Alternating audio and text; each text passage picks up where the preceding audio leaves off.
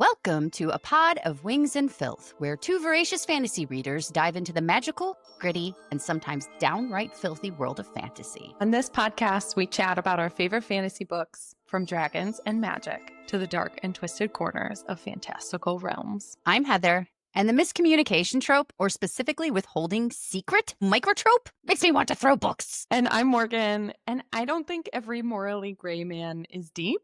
Some are just jerks in leather pants. We've got a lot of opinions, a lot of passion, and even more books to talk about.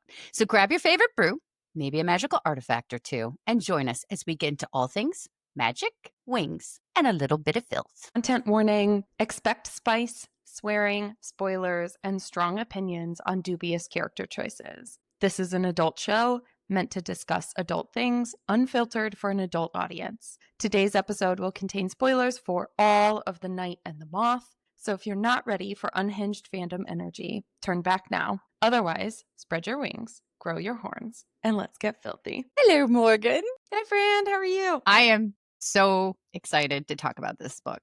Mostly my new best friend, Gargoyle. Everyone wants Gargoyle as a best friend. He's the sweetest, cutest thing ever.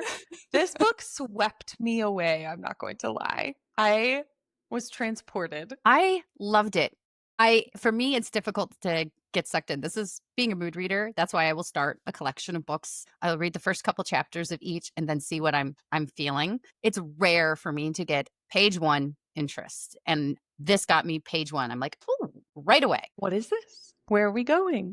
Yeah, this feels different. And it did, and it was different. It is different. Like, Rachel Gillig is now a must buy. If she writes it, I will buy it. After this book, it has sealed it for me. Totally get it now, because this is my first Rachel Gillig, and I've wanted to see One Dark Window is the first of the dual. It's a duology, right? Yeah, I've been looking forward to reading that for some time. I've heard the magic system is just incredible. And that was one of the things I loved about this book too, was how interesting the magic in this world was. And I'm not usually a big magic person, so she writes a really creative magic system in both the Shepherd King duology and in The Night and the Moth, which I think now is potentially also going to be a duology, or certainly is going to be a series, the Stonewater Kingdom, book 1. I don't know how many there's going to be. I know she's writing book 2. But yeah, she writes a really creative magic system. Yeah, the cover is gorgeous. And anytime she writes a magic system, it's really creative, but it's not always the main focus. It just does a really beautiful support of the story. Before we get into our full conversation, I want to hear your summary. Thank you. For 10 long years, Sybil Delling, known only as Six, has lived in dreams and drowning. As a diviner of Aisling Cathedral, she's bound to an ancient ritual. Submerged in the temple's enchanted spring, she interprets visions from 6 mysterious beings called omens, for those desperate enough to pay for a glimpse of their fate. But as her decade of servitude nears its end, everything changes. The boy king arrives with his retinue of knights, and one by one, Sybil's fellow diviners vanish, until only she remains. Desperate for answers, she forges an uneasy alliance with Roderick Mendacious, a brash, arrogant, profane, and extremely stab-worthy knight. Unfortunately, he may be the only one who can help Sybil survive what's coming. Together, they're thrust into a perilous quest that will drag them beyond the cathedral's door and into a realm of ravenous gods, twisted myths, hungry sprites, and dangerous truths deep in the waters she once thought sacred. This is The Night and the Moth, a story of faith, forbidden desire, and the price of uncovering the divine. Beautiful. Beautiful. Excellent. 10 out of 10. Cute. I love this story. I did too. And, Morgan, I know you're a passenger princess. In this one, I was enjoying both aspects of being completely lost, but also trying to put the pieces together. Right? Because we are so lost.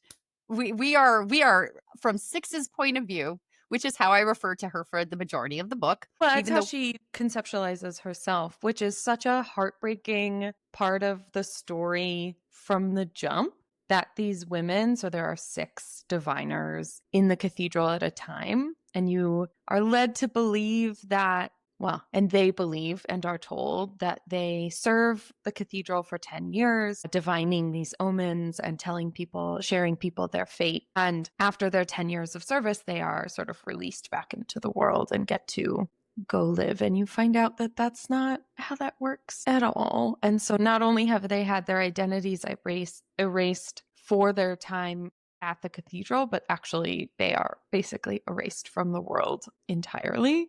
It's ugly, and it's dressed up in like this beautiful magical cover. And I don't know how you felt initially, but of course I walk in and I'm not trusting anyone. I was immediately suspicious of the gargoyles because on top of everything else, they have these magical gargoyles that They're so cute. They're so cute. Well, some the of one them is are cute. Yeah, that's true. The one ends up being very cute. The rest of them seem to be kind of more like grumpy gnomes, but I picture them as just kind of like wandering around and fixing things and kind of being a nuisance in general. But by nuisance, I mean like antagonizing verbally. But they're interesting, and it was different. Immediately, I was like, oh, this is sweeping me away into some of my childhood fantasy loves. Like Labyrinth, I felt a lot of Labyrinth vibes through this, intentional or not. I was making that connection. So it was like this feeling of warmth for me, of mystical some like things. Hunchback of Notre Dame a little bit with the gargoyles, like the actual animated version. Yeah, it was gargoyle.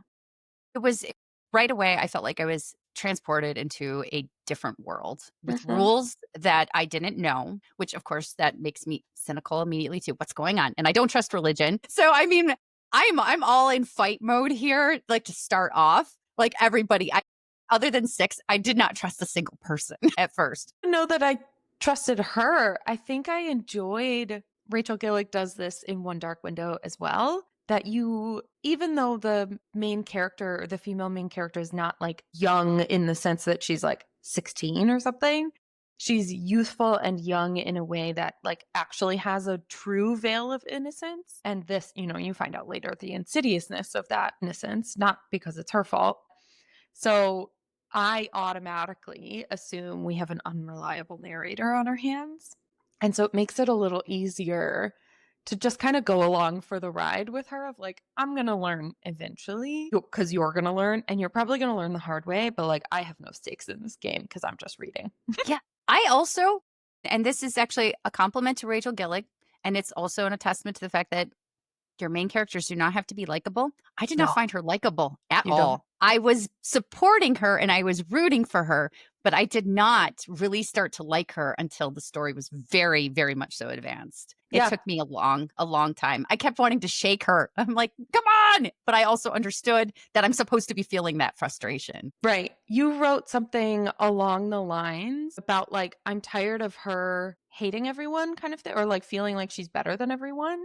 Yeah. And I remember reading that, and it was like 3 pages later in the book that even she acknowledges, I do have an elitist sense of myself. And I was like, ooh, you right on the money there, friend. Like, yeah, she does. She has learned. It's one of the few things she's been allowed to hold on to, is that she is a part of this very important and also traumatic ritual. They literally drown her. Yeah, they're like that's she's not exaggerating. Everyone listening, right. She literally gets drowned.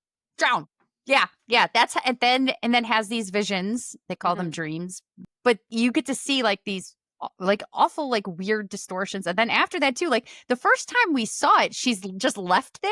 She's just left there afterwards. And she described one of the feelings that she experienced was like her collarbone being shattered.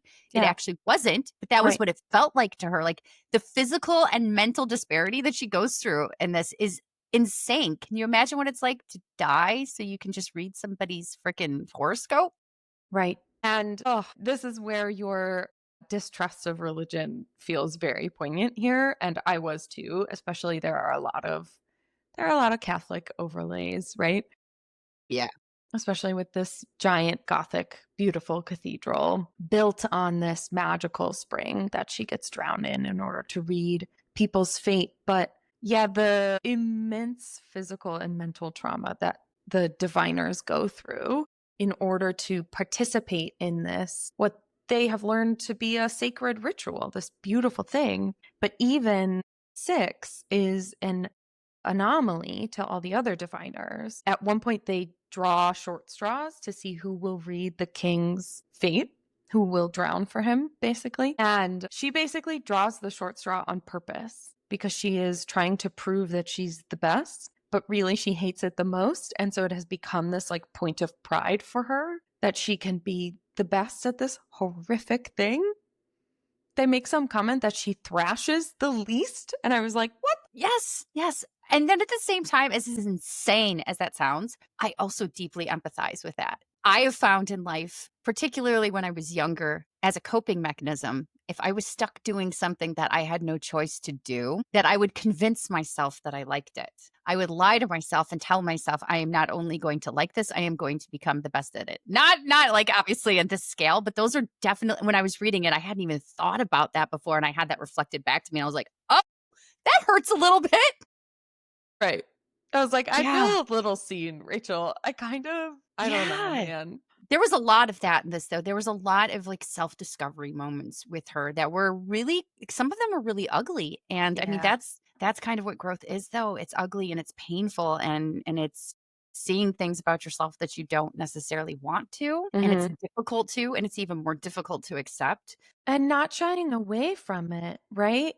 I think that's something that I really appreciated about Six. And then, of course, her budding relationship with Mendacious, which is such a Love that I know, it name. was such a good name. It was such a like silly, lighthearted name for such an intense guy, but he really helps carry her through some of those moments, but without carrying it for her. Like I felt like he did a beautiful job witnessing her moments, right? Like the first time she takes off her diviner's gown, the first time she puts on armor, which is one of the most beautiful things that if you're not looking close enough at the cover, right? So this is actual real person. This is not AI in the diviner gown. And then on the other side in the armor. It's just so beautiful. I love it so much.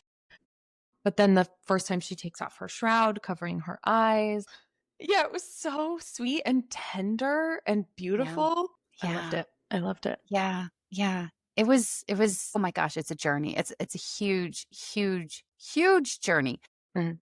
And I love too that none of the characters are particularly like good. No, None of them are like we don't even have aside from Gargoyle and it's not even like fully intended I think as being like the side can't be funny character. Don't really have that here. There are funny moments and funny scenes, but nobody is funny on purpose because they're like the Riddick type character or something like that. right. There's no one who's like the jester. Like Yeah. Gargoyle's moments are funny, and I will admit my favorite Gargoyle moments are when he tries to say some like turn of phrase or saying and he gets it wrong. Like Love that trope in they're a so character. funny. Like they're just so lighthearted. I was trying to describe this book to Patrick because he just kept hearing me chuckle to myself as I was reading it. He was like, "Is that book funny?" And I was like, "No, it's really dark, Yeah. but it's Yeah. also really cute." And he was like, "Dark and cute?"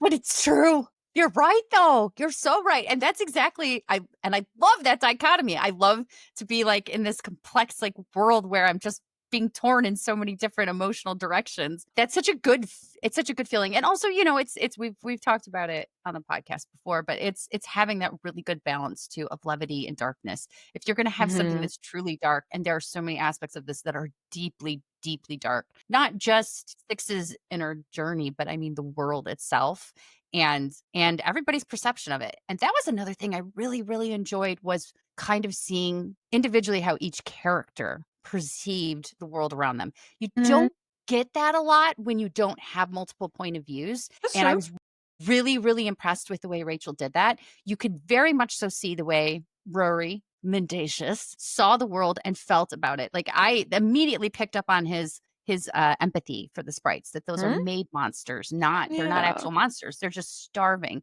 And then just because of that like one little note, you also get a view into him as a person. So you start to understand he's the grumpy knight. Maybe he's grumpy because he sees that the world is fucked. Maybe he's grumpy for a reason. He's not just an asshat. And then you have Maud, who I love her. She was the most solid of everyone. Mm. And she was kind of like, for me, she was like the rock at the center of everything. I love that they had an older woman who was an important character in the story And usually it's a male character. Even female writers usually use that kind of the older characters kind of look over there. It's almost always like a dad or uncle type figure or something along those lines. I love that we had Maud, and she was like the nucleus for everyone in the story. Mm-hmm. Benji from the start, our boy king, which thank you for pointing out that the 17-year-old is not a fully grown adult, developed individual. Huh? I saw his issues from the start, and it's really hard, too, to see if the way he's perceiving things is because, is he a villain? Which, by the way, the Prince villains lately, Jesus Christ. Yeah, it's true. But is he a villain, or is it just that he's young and immature and not fully developed as a person yet? Well, and I think you could make an argument for every single character in this story as a made monster, which is the whole theme of it, right? And so you can make an argument for how Benji is the way that he is. He is trying to do this obscenely huge task. So he is trying to find all of the omens and steal their magical artifacts so that he can basically take away their power, which has been toxic over the kingdom for its entirety and rooted in the cathedral and its magic waters. And he's like, no one should hold that much power, including me at some point, although he's 17, so he doesn't have a great solution for that. But then he gets to the end and he's like, wow, I don't know what to do with this power. No one taught him what to do with that power. And like, it's not Rory or Maud's or Six's job to help him do that on his own. And he makes some pretty shitty choices in the end, I would say. But he's also 17. And you just handed him 6 incredibly powerful magical objects. And right after, he's continually throughout the entire story made poor choices, which are easy to forgive because he's only 17 and he does seem well-intended. And I love a villain that has, I wouldn't even say he's full villain, but I love an antagonistic character or a character that becomes antagonistic and you understand and empathize with how they got there and you understand why they became the monster or did the awful, horrible thing. Mhm. And then it becomes a matter of, can they be redeemed or forgiven and all of those lovely things. And it's a bloody journey. And I was so disappointed that was how it ended, but I also knew that was the way it had to end. Yeah. And I will admit, the majority of the time you're reading this book, or at least when I was, this could have been a standalone. Oh, yeah. Like, if not for the betrayal at the end, maybe we could have had a happily ever after. Maybe we even don't. Maybe we still have some sort of Benji betrayal, but it's not the same. It would have stood beautifully on its own, I think. I agree. And I know that I am probably in the minority of this too, but I'm okay sometimes if the ending is either open-ended or it's bad. I would have been okay if this was standalone even as it ended, like you said. I know, but I need to know that Gargoyle's going to be okay. Okay, with that. Okay, so we wouldn't have done what we did to Roderick, and we wouldn't have done what we did to Gargoyle and left him in that particular thing, but I would have been okay with the betrayal. I would have been okay with the betrayal. We know they're going to be okay, at least till the next book, but I would have been fine with that. My little brain will sit there and take me on adventures figuring out how it ended. But I'm glad that it's not, and I'm glad we have another book at least. Yeah, me too. I'm excited. Okay, I have to bring this up because I was literally guffawing. And based on your reaction to my comment, I don't think you get the joke. And that's okay, because it is a niche joke. And Rachel makes these jokes throughout the whole story. There are these little literary bits. And I would describe this as literary fiction with a fantasy element rather than like, this doesn't feel like romantasy to me. I think it is categorized that way, but I don't think that's right. Yeah, I agree with you on that. Anyways, in French, like the language French, the word for orgasm is petit mort, which is tiny death. I took French for 8 years and I never learned that. Well, no, you're not going to learn that in school. Sure. Anyways, there is a whole bit in this story where she is learning her sexual self, right? Six is learning her sexual self. Great, beautiful. I love it. She makes a comment that she had sort of romped with some men from town, which I did kind of love that the diviners were not virgins in that way. Yes, I so appreciated it. That would have felt way too obvious, and this was way better. But anyway, she makes this joke that the other women, the other diviners are describing the joy and the like wonderful experience of basically orgasming with these men. And she goes, tenderness and the little death that followed, they never came. Oh! That's fantastic. My gosh, I love that. That's I am brilliant. DED dead. I cannot. Like, what? That is the funniest fucking shit I've ever read ever, Rachel Gillig. What? Who? Oh my God. Yep. I had to put the book down. I was laughing so hard and tears were streaming out of my eyes. That is, and it's just like a little blip. It's just clever there for, yep, it's just a clever little piece. It never came. I love it. All right, since we're talking about the romance in the book and the sex, I will say, at least for the first half, maybe a little bit more of the book. So this is just a small note, but it is what stopped me from liking it a little bit more. I felt no chemistry. Yeah, None I don't understand that because I did. Six and Rory. I know. And usually we're on the same wavelength with that too. And maybe it was because I felt like she was so awful to him. She was so far to it that there was none of the give and take that there often is in the bantering. It was just, I felt like it was way more harsh and at times I felt like she was a bit of a bully toward him. And it just for a long time didn't work for me. As he softened up and she still wasn't, I think that's when it was really like, oh, come on. Can you give him a damn break? He's trying here. He's not a bad knight. Also, stop it. Definitely not. He's a grumpy knight, but he's not a bad knight. It wasn't until the moment in the Springs and that whole scene between them where I felt like they were finally on the same level together and I felt that spark between them. And then after that, it was wonderful. Oh, it's so interesting. Up to that point, I felt like, oh, I wouldn't want to date you.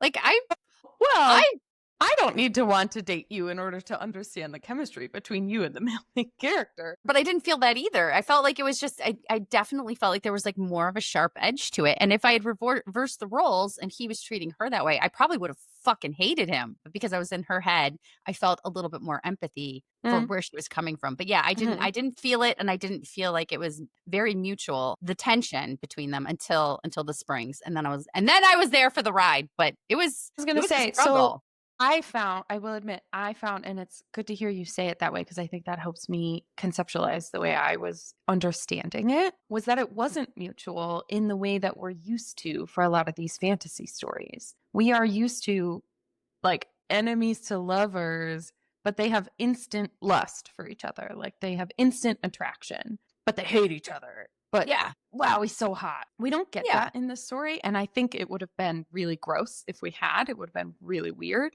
It would have been weird if it was overt and from the start. Yeah. I mean, very deeply, she is admitting in many scenarios that she has no idea what real romance or lust or sexual tension feels like. She's never felt it before. And so some of it, I think, is ignorance to her own body, to her own experience. I mean, she literally wasn't allowed to conceptualize her life outside of the tour at all. It didn't exist. It wasn't real. It didn't happen. And so I took that more as her coming into herself. And then when she did, it was like, oh, there's this beautiful man that clearly loves me. And then that scene in the Springs feels, to me, it felt earned by her. Like her journey earned it. Yes. Yes. I can agree with that. I also thought there was a really, really good way that was established early on too. Like we said, when they talked about, that none of them are virgins. They've been with other people before. But when she looks at the other soldier, Hamlin, he was bad. And we knew he was bad from the start. And she's just like, let's go lay in the grass. Because I think that's what they basically call shagging. And I'm like, this is so like random. No wonder nobody's having orgasms or enjoying it. They're just doing it for the sake of doing it. So there's no like connection really other than instant gratification, which will only take you so far. Sure. And and then immediately she was like turned off by him because she didn't actually want to be with him. But I thought that she didn't actually want to be with him. And he says something to the effect of, he like almost references a notch on his bedpost. Like, oh, I've always wanted to basically shag a diviner. And she's like, oh, I'm done. Yep. As it turns out, you're gross. Goodbye. And I think he repeats it again later too. Like he like doubles down. Oh, this is why there's a male loneliness syndrome, people. These men exist and are real. Like fucking truth. God all over. And then why don't you like me? I can't imagine why you don't. Yeah, you are nasty. And you announced that you're nasty, and that is how you greeted me. I can only imagine after I actually get to know you. Like how much worse it's going to be. Yeah. At least with Rory, there is a banter between them. Even though I didn't feel any sexual chemistry between them, I didn't feel that tug and pull back and forth between them. I did feel a connection emotionally between them. I understood why he was kind of curious about her. And I could feel the underlying curiosity of hers, but I also felt like she really did hate him for a while. Yeah, Oh, she like did. really. Well, I think if he got to be loosey-goosey with some of his knighthood, like, rules and requirements, and there were no punishments for it, he was literally basically the right hand of the king, why did she have to adhere so tightly to her rules that were basically her whole life? And so I think it was truly confronting some really ugly truths about her own life that she wasn't ready to confront. Through her journey with him, she confronts them and it's beautiful. But I think she does hate him. Like, I truly think she does hate him. That's a fantastic observation. That makes total and complete sense. It's almost like you're a therapist. But seriously, sincerely, that makes total sense. She's projecting her own discomfort with onto everything.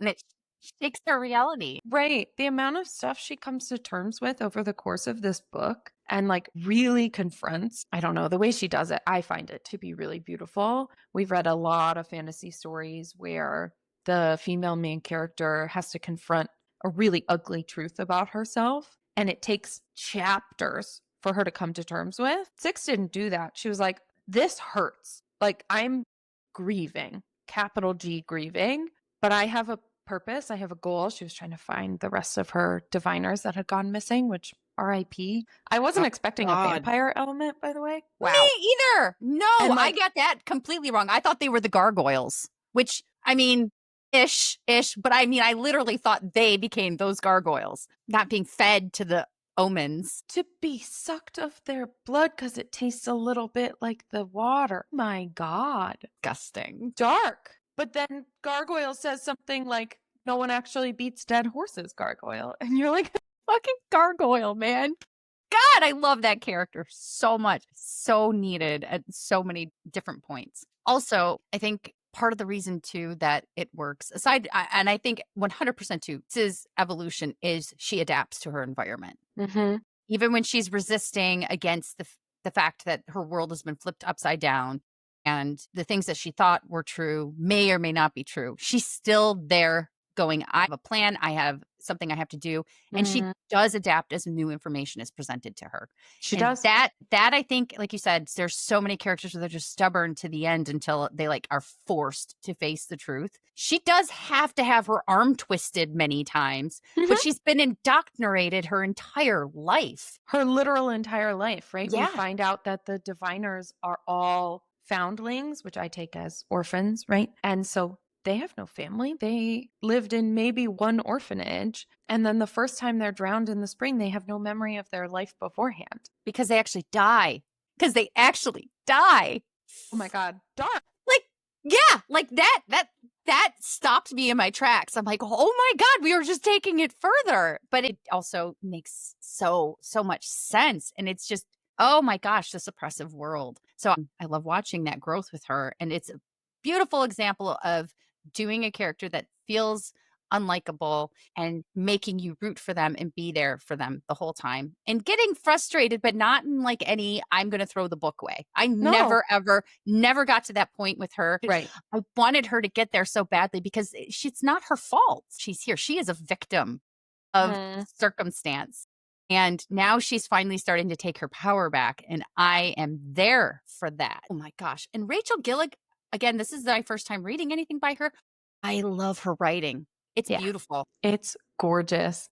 It's basically the most beautiful prose mixed with just the most gorgeous storytelling. Like, I think you wrote at one point, like, this is fucking proper. I did. I said, this is proper writing. It was, though. And like you said, she plots as she goes, but also wonderful dialogue in there. The dialogue is really, really good. This is the kind of story that I a lot of stuff that I read, I'm like, I know this is like a me thing, and I can't recommend this to everybody. I can't suggest this to everybody. This is something I think, especially because the romance isn't so heavy-handed too. and it is important, but it's more about the relationship than the romance. I think it's more about the trust. It's stepping outside of Yeah. herself. I think this is another one too that I would feel really comfortable recommending to just about anybody. Yeah. I don't know a ton of people who wouldn't enjoy this. It's Yeah. just good. And again, it's that beautiful arc for every character, right? We get an arc for Rory. We get an arc for Six. We get an arc for Benji, even if we don't like it. We get an arc for Gargoyle. Like Gargoyle has an arc. The Abbess, she gets an arc again, even if I don't like it. And also, yeah, mixed with just this like dark plot that is so human. Yes. Yes. There were so many things like there were so many things where I'm going, oh, I see where this comes from. Yeah. Oh, yep. You could absolutely disconnect from reality while you're reading this and just enjoy the story for what it is. But there's so many real life elements that are also easy to latch onto and see where they come from. And I feel like that kind of makes you invest in it more. Yeah.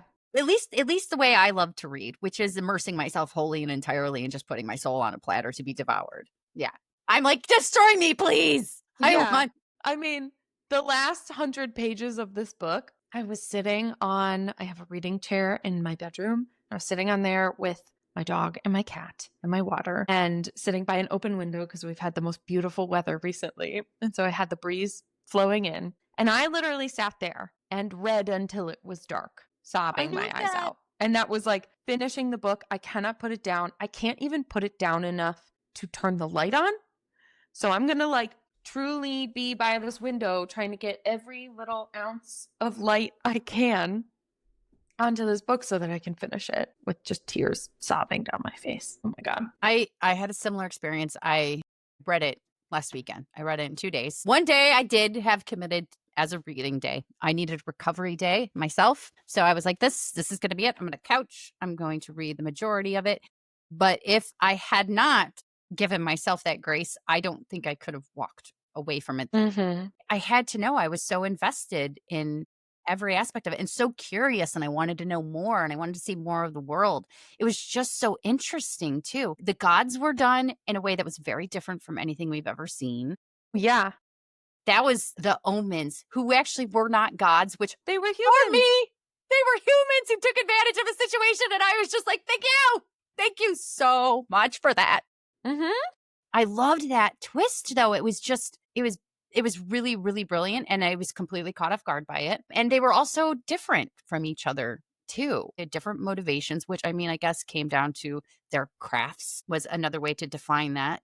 But the magic with it mixed into it, and then this religion that's been created around it, and then the power structure on top of it, and then the way that that's trickled down with the foundlings, with sprites, with the way everything is ran and the way the world functions is all at this like centerpiece, this thing that was created out of something sinister and selfish, a grab for power. When I first read it, I was like, ooh, I don't know. And then as you read it more and more, I was like, yes, this makes sense. And I love it, actually. As she goes on this quest with Benji and Maud and Rory and Gargoyle, of course, she interacts with people in each of the towns, each of the hamlets more and more. And they see her shroud over her eyes. And you can tell they have no fucking clue how her magic works. They have no fucking idea. And so they keep saying to, asking her and begging her and getting real fucking creepy about it, like to divine and tell her their fate or their future or whatever. Maybe it's a good omen, right? All of this stuff about fate.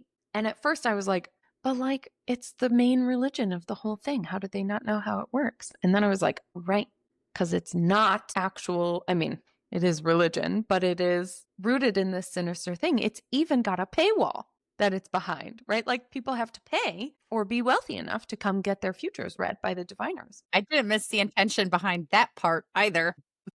Which I will admit, that one was even more dumb. And again, is a reflection of our own organized religions that take money away from innocent people.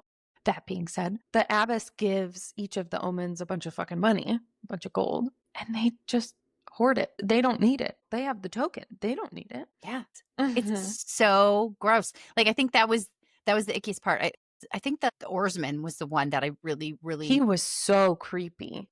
So creepy. And also just like, my gosh, I I visualize to a degree what characters look like. Mhm. Sometimes I don't have their faces and they're just bodies, or sometimes I have faces. It just depends on the storyteller. But in this one, none of the omens had faces to me.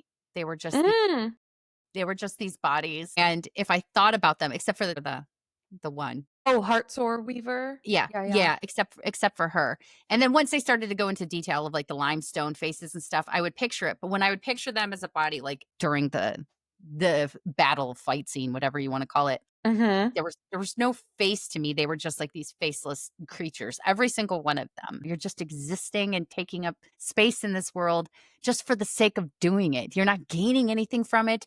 You're not happy. Look at you, you're a monster now. An absolute utter monster who's been bound to greed for no reason other than greed. And then so arrogant about it too. Well, yeah, slimy, right? I wrote in the buddy read that the oarsman felt like the creepiest one to me, which is not to Oh, yeah. say that the scribe was not also creepy. It felt like he was like scuttling along his bookshelves, and I was like, "You are desecrating the books, sir. Get the fuck out of Mhm. here."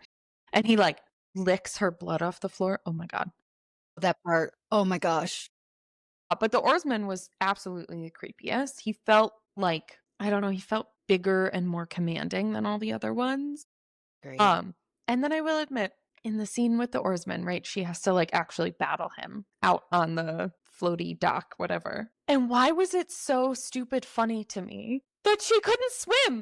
And it wasn't even just funny to me that she couldn't swim. It was funny to me that everyone else forgot she couldn't swim. She's always excelled at drowning. Gargoyle is it for me. That was the kind of commentary that he brought through the whole entire thing. And the best part is he's not trying to be funny. Not at all. It's these are just his observations in the way that he expresses them. And it's so delightful. But like Morgan said, it is this tremendously like strange, funny, yes, but also scary moment Mm-hmm. because she's fighting in an area of water, so she can't swim.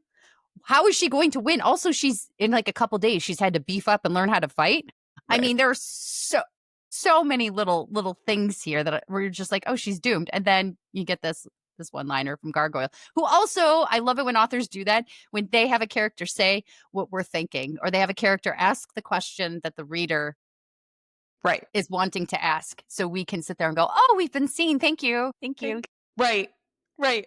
It was like, why is everyone else forgetting that she can't swim? Of course she can't swim. Where the fuck would she have learned to swim? Her whole thing, her It's entire drowning. life has been drowning, on purpose drowning, allowing herself to be drowned. What are we doing? It's so silly. It was really So good. it was an adventure. I love adventures. Adventures are my favorite thing.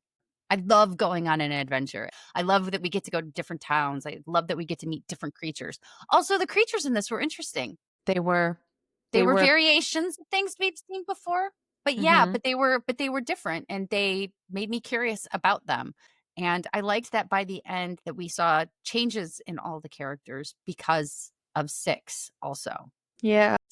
It was really, really, really satisfying from start to finish. She had really beautiful influence, which I think was something like she always thought her influence on the world was this tiny little narrow strip, right? Like I drown, I read the omens, that's it, right? She wasn't even really allowed to dream, ironically, about her life after the cathedral or the tour. And actually, throughout the course of the story, she realizes she has great influence and not just in the religious, fanatical zealot side of things, but actually she can influence her friends, the people around her, her community in a really beautiful way. Yeah, just by being who she is. Hmm. And Hmm. that's another thing we get to see as it goes on. She was the straight and arrow Mm-hmm. person in her group. She was the good egg amongst the six diviners. And she was the like we said, she's the one who followed all of the rules. So she had to stifle who she was to be that, which includes her own thoughts and own opinions. And watching those actually develop and her voice them and her try to figure them out was really, really enjoyable. It was Mm-hmm. gratifying. And she was surrounded by people that were giving her the space to do that. Even Benji. Benji actually, in Even many Benji. occasions, was quite comforting to her. Yeah. That was kind of what made the end so devastating, too. Yeah. Because you saw that he had this other side to him. It wasn't he betrayed them at the end to me, not in the slightest. but I didn't want him to. And I saw that duality between him. Once he was sitting down with Hamlin, the asshole, or once he was sitting down and like chuckling with them towards the end, I was like, I knew he was gone. But up to that point, you could see that there was these two sides of him. There was the good person that he was and wanted to be, and the one that had been influenced by Maud and had been influenced by Roderick. And then there was this other side of him that, I mean, and it's kind of like you can see how the Omens became who they were too. Right. So maybe they didn't start off as the bad. Maybe this is something that just happened because power corrupts. Always corrupts, right? I also really loved, there were many, many moments throughout the story and throughout the quest where Six asked the question, either out loud or asked it to herself, but she did do both, where she said, what after? We get all of these tokens, and then what? And Rory and Maud had clearly said, like, and he will rule with a just fist, and like will be a good ruler, and blah, blah, blah, and we will be there to balance him out.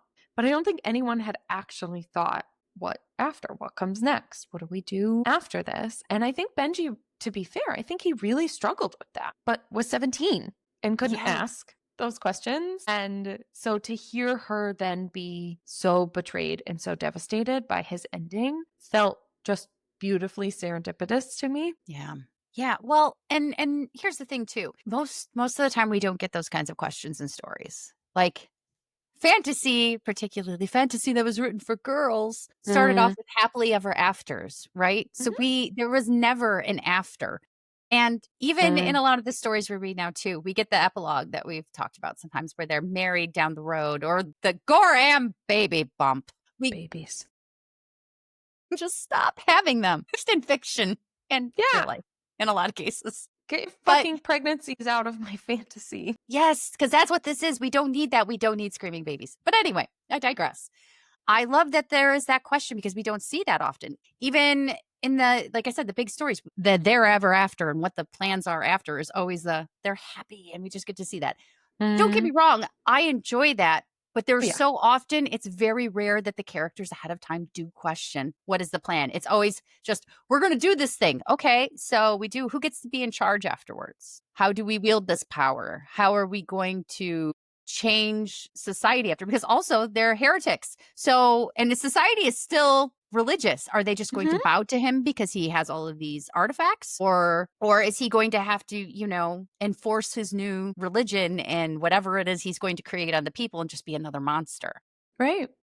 Well, and those are big who put a questions. 17-year-old in charge of those decisions? Stupid royal stuff. And also there's a lot of medieval crossover in that, right? Like this is very much the fantasy vibe in this. But yeah, huge gothic vibes I got. Yes. So yeah, I mean, there's just a lot of really in-depth elements to this that make it a really, really worthwhile read for any various reasons. I really, really enjoyed it. I will admit, I think this is, it's for sure one of my best of the year. Oh yeah, 100% there with you. I'm debating if it is the best of my year, but I don't know. My year is only half over, so we'll find out. I am curious what your favorite gargoyle moment was. If you had, oh my gosh, could just pick one. Okay, first of all, the gargoyle literally calls everyone Bartholomew. It turns out that was his name. He's been trapped as a gargoyle. He started off as the foundling. He was supposed to be the first foundling. They don't use boys because they can't take pain as well as the girls. I loved that little interject. Yeah, I felt very, very validated and seen in that moment also. I was like, oh, yeah, nailed that, didn't ya? So because the boys weren't able to adapt and struggle and take on the pain of the servitude, she would turn them into gargoyles who would help take care of the tour. Well, that's not how I understood that part of the story at all. He is just the first gargoyle. Oh, he is, yes. He was the first one. And so he became the first one, but it turned out his name was Bartholomew. But he calls everyone Bartholomew because he doesn't really remember who he is. It takes him a while to get there when he has that reveal. It's lovely. But I think my favorite line is when he's speaking of Six. Bartholomew is in the throes of despair, a rather undervalued state of being, if you ask me. And I just fucking love that line so much. It is one of my favorite things I have read probably all year long. Just that line. Rated state of being. It sure is. It's kind of intense, yo. And also, it's perfection. I will admit, I think my favorite gargoyle moment is not necessarily his. He says something, but it's towards the end. He's injured, or it's while she's injured, and she can't bring herself to correct him again. Like, he makes another goofy, silly slip up with some turn of phrase. And she goes, I don't have that in my heart to correct him. I'm just going to let that one go. And I was like, that is how we learn to love each other. Mm-hmm. There are just ways that we love each other that aren't these big, grand statements or movements or gestures. There are just times when we love each other for just how we are. And that just felt like one of the most beautiful. I was like, meh. Well, and especially coming from her, because she spent the entire story judging everyone around her. Mm-hmm. And for her to, and that was one of the most lovely things about her journey, was by the end, even Benji as well, which is why it was so painful. She had opened up to these people, and where she did spend so much time judging them from the start and also fearing them, which totally fair. She had found a place in her heart for them, and she had never had relationships like that before. So to watch her grow that way was really, really lovely. And I think it was best scene through. Oh, yeah. Second only to her letting out her deep feminine rage scream on the side of the cliff. That was amazing. I felt that in my bones. That felt like the peak of their quest. And I was like, Rachel, thank you. Like, thank you, OS1. I needed that. Wow. Yeah, that was, the impact of that was incredible. I mean, look at what she had been stifling and pushing down, not just her own beliefs, but who she was as a person her entire life. She had to stifle anything that was her, anything that was individual. That's like, and it was until the very, very end that she accepted herself as Sybil, even after she told Roderick Mendacious her name, which, oh, my romantic and lovely and wonderful. That whole reveal was so, so gorgeous between them. My goodness. And the vulnerability was just... It was beautiful. It was so beautiful. And the literal and very physical manifestations of like peeling yourself away to show people your innermost self, and also peeling away her shroud and peeling away the layers of herself to show him. I was like, Rachel, you're wooing me. It was wooing. It was like literal wooing. It could not have been more wooful. And the love scene between them too. It was beautiful. It was passionate. It was loving. It was vulnerable. And we talk about, sexual tension and chemistry. There wasn't all of the that we get sometimes. And I did not want that between them. No, it would have felt weird. So strange. I didn't need that or want that. If nothing else, I felt softened with them. And I loved it. I thought it was just gorgeous. I would agree with that. And there was something really youthfully insecure about her. Like, she has all these valid things to be insecure about. She hasn't seen her own eyes in a decade, basically, right? She doesn't know what the waters have done to her. She knows it's probably done something. She's been coming to terms with that over the course of the story. But also, in a very real way, she is insecure about herself as a person, as a lover, as a partner. And so she wakes up after their first love scene and he has left. He's not in the room. And we get this a lot in stories, but this felt so much more earned to me and like earnest and real, that she's like, oh shit, he saw my eyes and couldn't do it. He made it through one night and maybe he didn't love it as much as I did, and he's gone. And he comes back with a tray of food and she's just freaking out. And he's like, wait, whoa, what? And she's like, I thought you saw my eyes and hated them and were like disgusted by them and ran away. And I don't know, there was something just so real about that insecurity, where it was like, of course she didn't just have one beautiful love making night with him and every insecurity has washed away. Like, no. Well, that doesn't happen. If it is very, very scary to put your emotions or your soul on a platter to be devoured by someone else. That kind of trust and openness is difficult. We're talking about a woman who has had to crush every aspect of who she is and has gotten by being the best at what she does.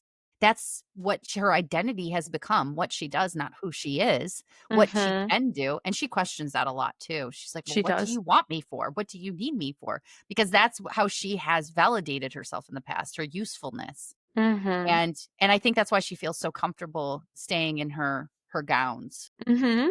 for so long, even though it's completely ridiculous that she continues to walk around barefoot. Okay, the boots and the feet, so funny. It is So funny. Right? She has so literally walked around for the last 10 years completely and totally barefoot around this stone cathedral on dirt in the woods. She's fine. Clearly, the girl's built some calluses. She's okay. But she probably has Rory, hobbit feet, yeah. but like Rory cannot let it go. And is like, and here you are again, fucking barefoot. So much for the boots I gave you. And she's like, I can't feel the ground. I don't understand. Someone that loathes having anything on my feet, I always want my feet to be naked. I understand the inclination, and because, like you said, she has not worn shoes, so her feet have to be calloused, and I'm like, so I'm imagining, like, hobbit feet, minus the hair. Well, yeah, I mean, they're jealous. Yeah, an See, extra element of humor to me. I thought it was an element of him loving her as her. And I think he just wanted to protect her feet and didn't understand that she had plenty of protection of her own.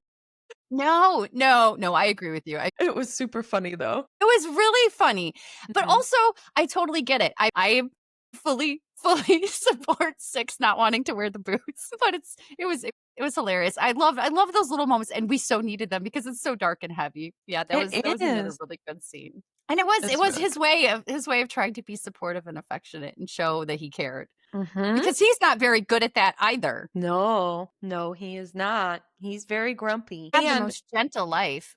he didn't have a gentle life. And the funny thing I thought with the boots, right, and the shoes, is that one of their first actual meeting of each other, like one on one, is when she throws up on his shoes. Oh yeah. So, like, the bit about the boots and keeping his boots clean around her just became this really adorable, hilarious through line. I totally forgot about that. You're right. She does right at the beginning. Which is, right, it's a funny moment, but also it's a little bit of a clue at the beginning that the spring water, that the magical spring water, is actually like rotted and gross, and there's something in it that's insidious. Yeah. Which you don't get like blatantly, which I appreciate. Mm-hmm. And like you said, it's little breadcrumbs that are being dropped early on. Or still right away, I was like, why do we have to drown them? Do we have to drown them? Like, but the whole book is about drowning, so I guess The whole book is about drowning. I guess we do. We have to die. We have to. God, it was just. They're so good. It was It's so good. so good. It's so good. Oh, Okay, gosh. in every buddy read, we like to read our favorite 1-star and 5-star review. Okay, I'll do the 1 star. Here we go. This is from Sava, and I think this one was on Goodreads. There was a pre-read. Okay, so what have you gotten for me, Rachel? I expect you to be great. One Dark Window duology was okay for me, but not really so good. Which I just have to comment on. You thought it was okay, but not really so good. So why were you diving in here? It to be great? Yeah, like why? This is just weird. This is like sometimes where I don't think that these reviews are real or something. So this person did not finish. It was a DNF, and they said maybe I should forget about romantic YA fantasy genre forever. Which I think, yeah, you're right on, Sava. I mean, Yeah, it sounds like it's not for you, friend. yeah, it might not be the writing. It might be you, and that's okay too. You don't have to like it, but Absolutely. I don't think that your expectations were realistic either. That's why I picked this one. Who does a pre-read review? This That's is a weird. thing? I think I'm learning that this is actually a thing. I just don't understand it at all. Do you read reviews often? Not until after. I don't either, and it's if I feel really, really like conflicted about something in the story that I'm curious to see what of reviews. Yeah. Again, some people totally picked up on a thing that I didn't. You know, I passenger princess my way around. But I've never. I think it's a thing, but until this book, for sure, there were a bunch of pre-read Really?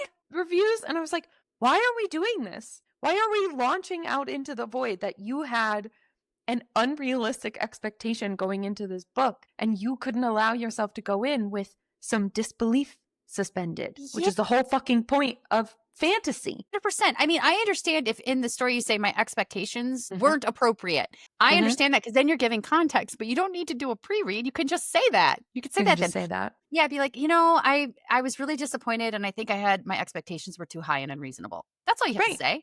It's really easy. Like the Shepherd done King that. duology and this book are Rachel Gillig's only books, I believe. Like, yep. That's it. That's it. So I expect for you to be great. And the One Dark Window duology was okay, but not great. Like, why did you expect that? Like, you told on yourself. Why did you expect to love that? Yeah, you told on yourself deeply. It makes no sense. It's weird. It's funny. It's funny. It's amusing. But I feel bad for authors that get these bad reviews when they don't deserve that. Don't leave the review. And I think that this review is the perfect example of why Goodreads needs a DNF shelf. I totally agree. Because you just needed to put that on a DNF shelf. That didn't need 1 star. That didn't need this author to get a ding on her total reviews. Whereas on Storygraph, it's actually kind of hard to find 1-star reviews because most people just put it on their DNF shelf and it goes away. Yes. Or just, even put a section with DNF reviews because that could also be helpful, but separate. We don't have to add it to, the ratings of the book. Exactly. Put it on a separate shelf so people can go, oh, well, they quit it for this reason. And I guess that makes sense. That's a personal choice. That's actually good information to have sometimes. Absolutely. Because context does matter, but it should not, I don't think, like you said, I don't think it needs to be on here. It doesn't help anyone. That review does not help anyone. Anybody. At all. Okay, I'm going to read the 5-star, which I pulled from Storygraph. I'm reading this person's username as Nomajmeg. That was good as far as I'm concerned. Great. 5 stars. Can I give this book 100 stars? I feel like Miss Gillig deserves 100 stars. The scream, I scrumped. I cannot even process. I have no words. Read the book. If you're thinking about not reading the book, how dare you? Think again. My favorite book of the year. I don't think it can be topped. I love that so much. I totally understand why this could be someone's favorite book. Yes. I absolutely understand how you could just fall completely over the moon with it. My few critiques were really personal things for me that really didn't have anything to do with the writing, the quality of writing, the quality of storytelling. They were just Heather things. And I still fucking loved it. I loved it. So much. So good. It was so wonderful and so enjoyable and different. I love experiencing different news stories. Speaking of news stories, what are you reading right now, Morgan? I am finally picking up Anathema by Carrie Lake. I'm very curious. It feels like dark and creepy, which apparently is my August vibe. So what are you picking up? I am going down the rabbit hole that I haven't been emotionally prepared to. So the Red Rising trilogy, the original one, I read in January, and I read it straight through. And I went through an emotional gauntlet in like a week and a half. It was so bloody good. But there are 3 other books in the series, and it's what happens afterwards. It's characters. It's some of the characters that survived, which not many people survived. Wow. So I am finally reading Iron Gold by Pierce Brown, and I am going to finish it. And I am probably going to, as I said, just, have my soul just wrecked and destroyed. But that's what we're here for. That's what we sign up for, to be honest. Totally. We'll be back next time with our next deep dive into the Ashes and the Star-Cursed King, covering parts 3, 4, and 5. And that's been our show. Stay filthy. Your hosts, producers, and audio sorceresses are Heather Baxendale and Morgan DeRocher. Our theme is Magistar by Kevin MacLeod at Incompetech.com. You can find A Pod of Wings and Filth on all major streaming platforms and our home base at Podomatic. Follow us on Instagram, TikTok, and YouTube at A Pod of Wings and Filth for updates, fun content, and don't forget to check the show notes for important links. If you're loving the pod, please give us a follow or drop a rating. Your support keeps the magic alive and helps other Romantasy fans find us.